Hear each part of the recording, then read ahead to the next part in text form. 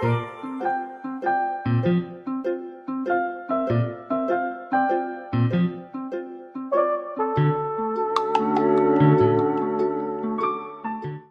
guys, today we're going to be making milk bread buns.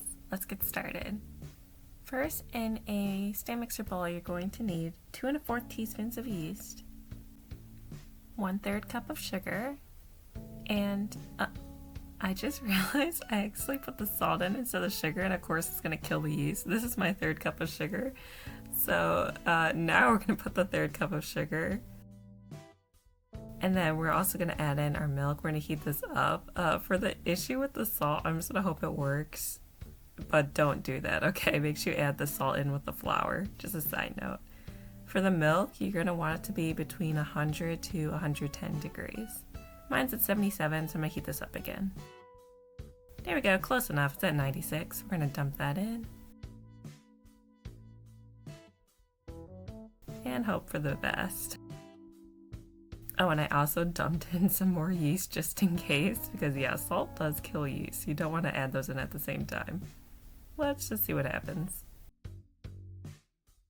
Alright then, we're also going to add in 3 tablespoons of unsalted butter. You can have this melted or not melted, doesn't really matter.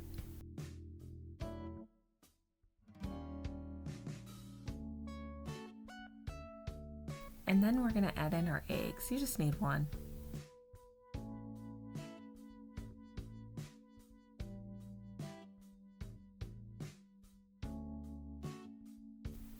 Alright, we're now going to mix this up using our dough hook. You might also have to use a fork to get like the egg yolk to break and stuff like that, but you know, you do you.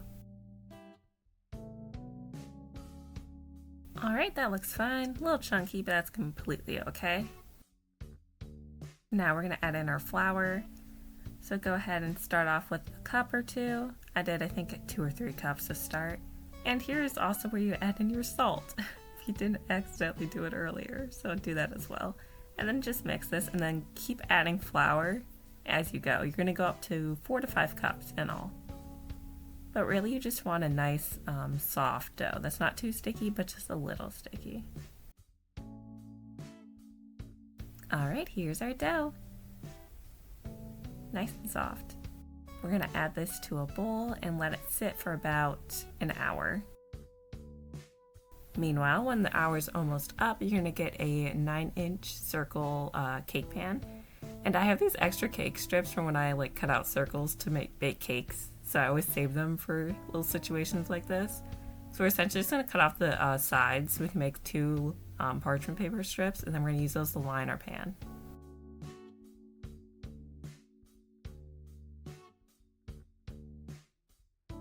Just like this. Alright, we can set that aside for now. Before we actually bake, you're going to spray the pan, and then you're going to add in those strips and just use the spray kind of like glue just to stick them down. Alright, our dough's done, so now let's get portioning. So we're going to punch this down, favorite part, and then we're going to take it out. You might want to flour your surface so it doesn't stick, including your scale as well.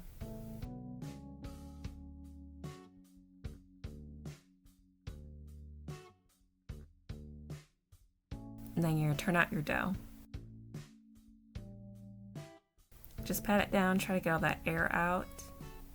And then I'm thinking for this one, I kind of want some big rolls, so I'm going to divide this into, I'm thinking 5 ounces or 4.5. I did around there.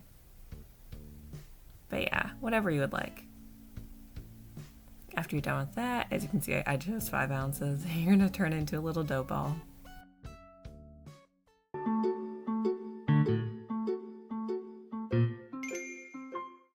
And look at that, all portioned out. So we're gonna add these to our greased pan. So just pick up one, you're gonna put it right in the middle.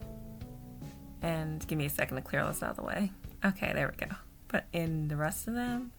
Just go around, try to keep the spacing as even as possible.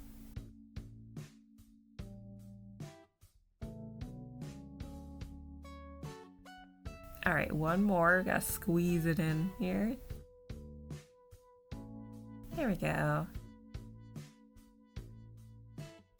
Now make sure the little tabs are out of the way, and we're going to let this rise for about 30 minutes.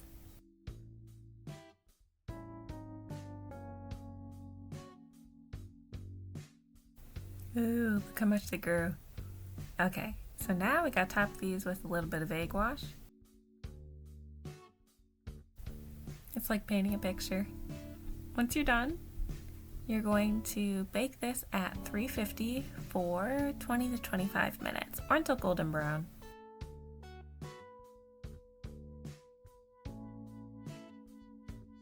Alright, let's see how they look.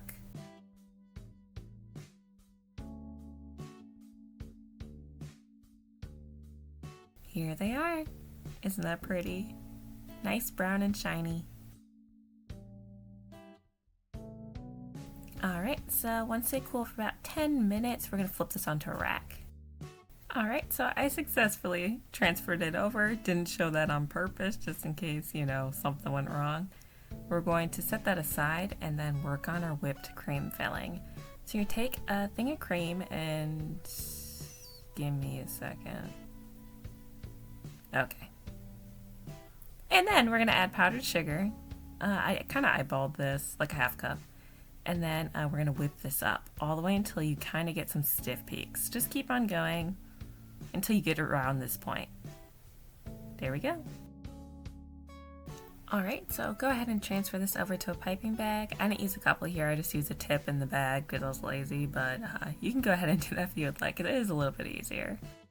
Okay, so now we have to fill in our rolls. To do this, we're going to take our huge circle of bread and flip it over and take off the paper. And then we're going to use a knife to kind of like cut a hole into the bread. You don't want to go all the way through to the front for obvious reasons.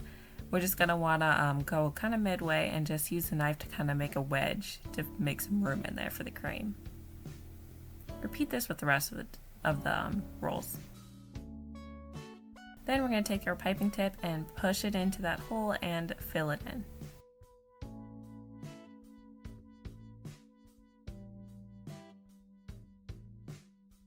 There you go. You're going to repeat this with the rest of them. Once they're all filled, you're going to use a offset spatula to kind of smooth the bottom so it looks a bit neater. Alright, let's flip this over. What? Oh no. Okay, so this is an example of what happens when you overfill them. Okay, there we go. Isn't that nice? Alright, this looks great. Let's get a closer look.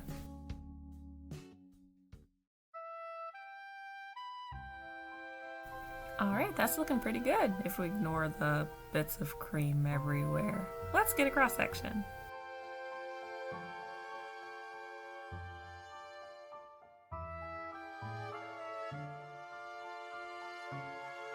And here you are. My favorite thing to do with these rolls is to microwave them a little bit to have the cream melt. It tastes absolutely amazing. Thanks for watching. Oh, and sub please if you made it this far.